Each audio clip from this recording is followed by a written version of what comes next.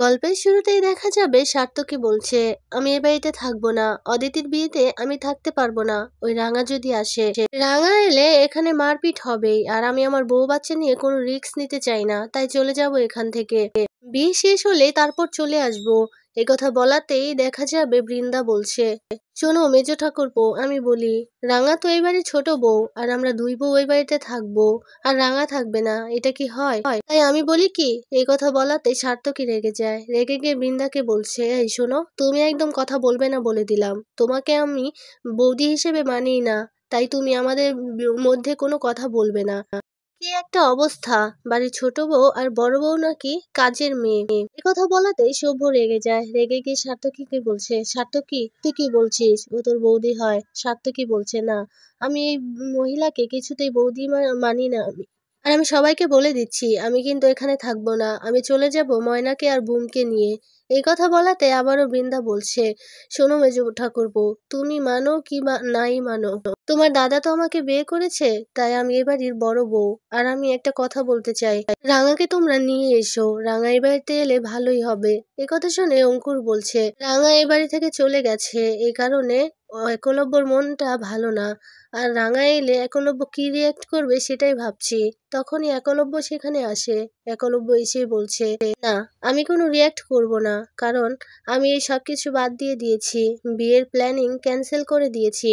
এই কথা বলাতে অবাক হয়ে যায় সবাই। এরপর দেখা যাবে প্রমিতা বলছে, আক্কু কি বলছিস তুই?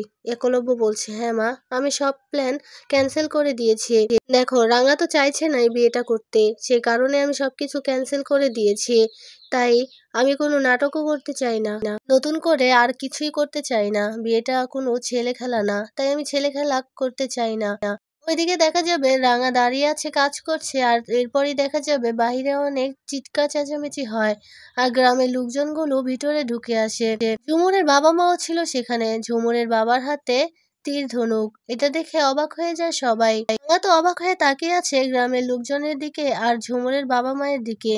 এরপর ঝুমুরের বাবা বলছে, এই তো রাঙামতি, এই রাঙামতি আমার মেয়েকে সরিয়েছে, একে কিছুতেই ছাড়বো না। এরপর রাঙাও নিজে তীর ধনুক এনে ওদের সামনে দাঁড়ায়। এরপর কবিতা বলছে, আপনারা প্লিজ একটু থামুন, কি হয়েছে আগে আমাদের বলুন, এভাবে চিৎকার চেঁচামেচি করবেন না। এই কথা বলে রাঙাকে গিয়ে বলছে, কি হয়েছে বলতো, কিছুই তো বুঝতে পারছি না। এরপর ঝুমুরের বাবা বলছে, আমার মেয়ে ঝুমুর, আমার মেয়ে ঝুমুরকে কোথায় রেখেছিস তোরা বল, এখানে এনেছিস তাই না? কথা বলাতে ঝুমুরের মা পিছন থেকে এসে বলছে, তোমরা একটু তীর ধনুকগুলো নামাবে, আমাকে কথা বলতে দাও। কথা বলে রাঙা সামনে গিয়ে বলছে, ও মা বল না, আমার মেয়েটা কোথায়, আমার মেয়েটাকে কেন ধরে নিয়ে এসেছিস বল না। এরপর কবিতা বলছে, আপনারা ভুল বুঝছেন, আপনাদের কোথাও ভুল হচ্ছে, কারণ রাঙা সারাক্ষণ আমাদের সাথেই ছিল, রাঙা তো ঝুমুরকে নিয়ে আসেনি। ঝুমুরের মা বলছে, তাহলে আমার মেয়েটা কোথায় এসেছে, কোথায় নিয়ে গেছে আমার মেয়েটাকে? আমার মেয়েটাকে গিয়ে বলা হয়েছে যে রাঙামতি নাকি ওকে ডেকেছে, সে কারণেই তো কিছু লোক গিয়ে আমার মেয়েটাকে নিয়ে এসেছে। এরপর রাঙাদের দলের আরেকটা মেয়ে বলছে, রাঙার নাম করে নিয়ে এসেছে? এরপর ঝুমুরের বাবা বলছে, হ্যাঁ, কিছু লোক গেছে আর এরপরে রাঙার নাম করে আমার মেয়েটাকে নিয়ে এসেছে। এরপর আরেকটা মেয়ে বলছে, রাঙার নাম করে যে কেউ নিয়ে আসতে চাইবে আর আপনার মেয়ে চলে আসবে নাকি? ঝুমুরের মা বলছে, আমার মেয়েটা আসতে চায়নি, গ্রামের সব লোকজন বলল আমার মেয়েটাকে নাকি জোর করে নিয়ে আসা হয়েছে। কথা শুনে অবাক হয়ে যায় রাঙা। ওইদিকে দেখা যাবে বৃন্দা বাড়ি কাজ করছিল, তখনই একলব্য ড্রয়িং রুমে এসে মামা বলে চিৎকার করতেই বৃন্দা গিয়ে সামনে দাঁড়িয়ে বলছে, ও ছোট ঠাকুরপো, আজ বাদে কাল তো এ বাড়িতে বিয়ে, তোমার বোনের বিয়ে, তাহলে তুমি এখন কোথায় বেরোচ্ছ? এরপর একলব্য বলছে, আমার একটু কাজ আছে, কাজটা সেরে আমি এসে পড়বো। এরপর বৃন্দা বলছে, কাজ আছে? তুমি না প্লেন থেকে ছুটি নিয়েছিলে, প্লেন চালাবে না বিয়ের এই কদিন? আর তুমি রাঙাকে তো আনতে যাবে, তোমার আর রাঙার বিয়ে, তুমি রাঙাকে আনতে যাবে না? এই কথা বলাতে একলব্য বলছে, আমি বলেছি না সবকিছু ক্যান্সেল, বিয়েটা আর হবে না। এই কথা শুনে বৃন্দা বলছে, শোনো আমি বলি, যতই রাগ অভিমান হোক না কেন, তুমি বরং রাঙাকে একটা ফোন করো, ফোন করে কথা বলো, ফোন করে তুমি ওখানে চলে যাও, রাঙাকে গিয়ে নিয়ে এসো। একলব্য বলছে, আমি বলেছি না আমি রাঙাকে আনতে যাব না, আর এই বাড়িটা তো রাঙারই, রাঙার যদি ইচ্ছে হয় যে এই বাড়িতে ওর ননদের বিয়ে, ওর ননদকে তো বোনের চোখেই দেখে, তো ওর যদি মনে হয় ও নিজের বাড়িতে আসবে তাহলে আসবে, এছাড়া আমার আর কোনো কথা নেই। আমি নিজের থেকে রাঙাকে আনতে যাব না। এই কথা বলে একলব্য চলে যায়। এদিকে বৃন্দা রেগে যাচ্ছে, বলছে রাঙা না এলে রাঙাকে শেষ করব কি করে, রাঙাকে তো আসতেই হবে। ওইদিকে দেখা যাবে ঝুমুরের বাবা বলছে, আমাদের গ্রামের লোকজন বলছিল যে আমার মেয়েটাকে জোর করে রাঙার নাম করে নিয়ে আসা হয়েছে।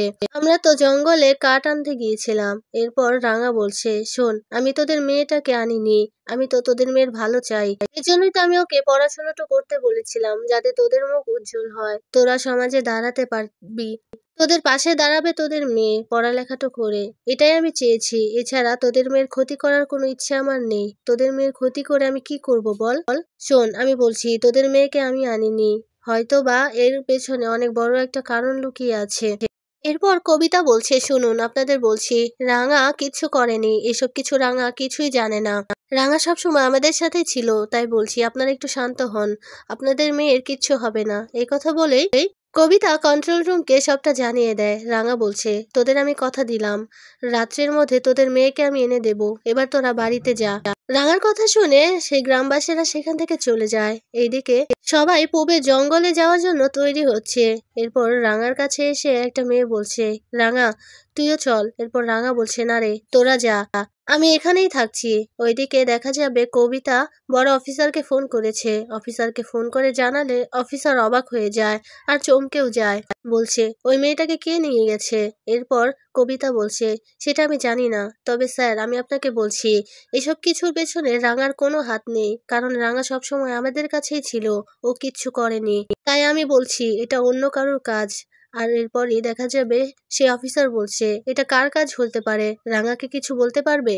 এরপর কবিতা বলছে, স্যার আমি রাঙার সাথে কথা বলছি। এই কথা বলে ফোনটা রেখে দেয়।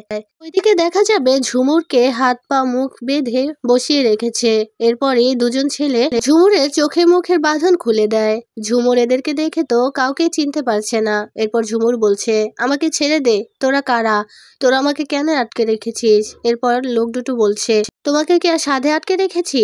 এরপর ঝুমুর বলছে, তুই রাঙামতি তীরন্দাজ দিদিকে চিনিস না, উনি এলে তোদেরকে কিন্তু একেবারে শেষ করে দেবে, ওর তীর-ধনুক দিয়ে তোদেরকে ফালা ফালা করে রেখে দেবে, আমাকে ছেড়ে দে বলছি। তখনই সেখানে সহদেব আসে। সহদেব এসেই ঝুমুরের সামনে গিয়ে বসে বলছে, শোনো মেয়ে, তোমার কোনো ক্ষতি আমরা করব না, তোমার কোনো ক্ষতিই করব না, তুমি এখান থেকে চলে যেতে পারবে, কিন্তু তার আগে আমাদের একটা কাজ তোমাকে করতেই হবে। ঝুমুর বলছে, কাজ? কি কাজ? এরপর সহদেব বলছে, ওই শহরের ছেলেটাকে চেনো না, ওই যে জিষ্ণু বলে ছেলেটা?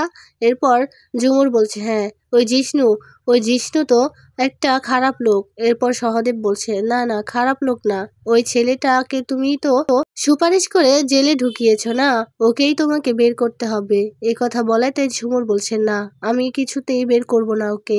ওইদিকে দেখা যাবে কবিতা রাঙাকে বলছে, চল পূবের জঙ্গলটাতে আগে যেতে হবে। রাঙা বলছে, না রে, তোরা যা, আমি যাব, আমি যাব আর ঝুমুরকে নিয়ে আসব। কবিতা বলছে, দেখ একদম পাকামো করবি না এই বিষয়টা নিয়ে, তুই কি জানিস ওকে কোথায় নিয়ে যাওয়া হয়েছে? এরপর রাঙা বলছে, শোন, আমি এই জঙ্গলটার মেয়ে, তাই এই জঙ্গলের নদী পুকুর সবকিছুই আমার চেনা আছে, জঙ্গলের প্রত্যেকটা আনাচে কানাচে আমার চেনা আছে, তেমন ওই শহরের ওই ইট পাথরের সবকিছুই আমার চেনা আছে, শহরের লোকগুলোকেও চেনা আছে, শহরের লোকগুলো কেমন বদমাইশ হয় সেটাও আমার জানা আছে। তাই আমি তোদেরকে বলছি, আমি ঝুমুরকে ফিরিয়ে নিয়ে আসবো। ওরা জানে না, ওরা জানে না একটা মেয়ের ক্ষতি করার জন্য ওদের ঠিক কি কি শাস্তি হতে পারে, আর সেই শাস্তিটাই আমি দেব। আর গ্রামবাসীদের বলে দিবি, আর ঝুমুরের মা বাবাকে বলে দিবি যে আমিও ওদের মেয়েকে রাত্রির মধ্যেই নিয়ে আসব। এই কথা বলে নিজের তীর-ধনুক নিয়ে রাঙা সেখান থেকে বেরিয়ে যায়। ওইদিকে সহদেব ঝুমুরকে বলছে, আরে জিষ্ণু তো তোমার বয়ফ্রেন্ড, তুমি তো তার সাথে প্রেম করেছো, আর তার সাথে তুমি পার্টি করেছো, আর সেগুলোই তুমি ভিডিও করেছো, সেই ভিডিও অনুযায়ী তো জিষ্ণুকে ধরে নিয়ে যাওয়া হয়েছে। এই কথা শুনে ঝুমুর বলছে, না ও আমার বয়ফ্রেন্ড না, ও ওর সাথে আমি প্রেম করিনি, আর ও তো একটা বদমাইশ, ওর সাথে আমার কোনো প্রেম ছিল না, ও একটা খারাপ লোক।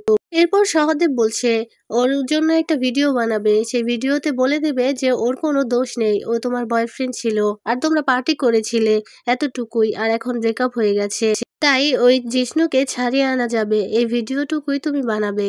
এ কথা বলতেই দেখা যাবে সহদেবের ফোন বেজে ওঠে। ওপাশে গিয়ে ফোনটা রিসিভ করতে বৃন্দা বলছে, তুমি এখন কোথায়? তোমাকে এক্ষুনি আমাদের বাড়িতে আসতে হবে, তোমাকে খুব ইম্পর্টেন্ট একটা কাজ করতে হবে। সহদেব বলছে, আমি এখন এখানে আছি, এখান থেকে যাওয়া যাবে না, রাঙার প্রাণ ভ্রমরা আছে আমার কাছে। বৃন্দা বলছে, রাঙাকে মারার জন্যই তোমাকে আমাদের বাড়ি আসতে হবে। তোমাকে আমি বলেছিলাম আমাদের বাড়ির অ্যাড্রেস মনে আছে তো? এক্ষুনি চলে আসো। আর ওই মেয়েটাকে সাহায্য করার জন্য তো তোমার লোকজন আছে, তারা পারবে না? সহদেব বলছে, না, ওদের হাতে আমি ছেড়ে দিয়ে যাব না, যা করার আমি করব, আর তারপর ওখানে গিয়ে লাশ ফেলে দেব। আমি আপনার কথা মতোই কাজ করব। এই কথা বলেই ঝুমুরের সামনে গিয়ে বলছে, তাহলে ভিডিওটা বানিয়ে দাও লক্ষ্মী মেয়ের মতো। এই কথা বলে সহদেব সেখান থেকে চলে যায় আর তার ছেলেপেলেদের বলে যায়। ওইদিকে দেখা যাবে বৃন্দা বলছে, রাঙাকে তো এখানে আসতেই হবে, আর রাঙাকে আমি নিয়ে আসবো। এদিকে অঙ্কুর একলব্যকে ফোন করেছে। অঙ্কুর বলছে, তুমি কোথায় একলব্য? তুমি তাড়াতাড়ি বাড়িতে চলে এসো, এখানে কত কাজ বলো তো। রিসেপশনটা তো এখানেই হবে, কারণ সত্যজিতের তো আর ফ্যামিলির কেউ নেই, তাই আমাদের লিস্ট করতে হবে, এই অনুযায়ী আমাদের আরো কাজ আছে, তুমি তাড়াতাড়ি চলে এসো। একলব্য বলছে, সবকিছু তো ঠিকই হয়ে গেছে, আর তোমরাও তো আছো, তোমরাই করে নাও না। এরপর প্রমিতা বলছে, দাও দেখি আমার কাছে। একথা বলাতে অঙ্কুর ফোনটা দিয়ে দেয় প্রমিতার কাছে। প্রমিতা বলছে, হ্যাঁ রে আক্কু, তোর কি কোনো কাজ নেই বলতো? তোর কি এসবের মধ্যে নিজেকে একটু জড়াতে ইচ্ছে করে না? রাঙার সাথে তোর কি হয়েছে সেটা আমি জানি না, তবে তুই ফিরে আয়। একলব্য বলছে, মা, আমি একটু বাইরে আছি, আমি কাজটা সেরে তারপরই আসবো, আমি এখন ফোনটা রাখছি। একথা বলে ফোনটা রেখে দেয়। প্রমিতার মনটা খারাপ হয়ে যায়। এরপর দেখা যাবে কৃষ্ণা প্রমিতাকে বলছে, বৌদি শোনো না, সত্যজিতের ধরো 20-25 জন গেস্ট আসবে, তাদের জন্য সত্যজিতের কাছ থেকে টাকা নিতে হবে না। এরপর প্রমিতা বলছে, না না, টাকা কেন নেব? এ কথা শুনে পাঞ্চালি কৃষ্ণাকে জড়িয়ে ধরে। এরপর কৃষ্ণা প্রমিতার কথা শুনে অনেক খুশি হয়। এরপর দেখা যাবে বৃন্দা বলছে, কি টাকা কেন নেওয়া হবে না? টাকা তো নিতেই হবে, কারণ আমি তো দেখেছি বিয়ে হলে এ বাড়ি থেকেও টাকা উঠবে, ও বাড়ি থেকেও টাকা উঠবে, তাহলে টাকাটা নিতেই হবে, তারপর তো ভাগ বাটোয়ারা হবে। আর আপনারা কেমন বোকার মতো কথা বলছেন, টাকা নেবেন না। এ কথা বলে হাসতে থাকে বৃন্দা।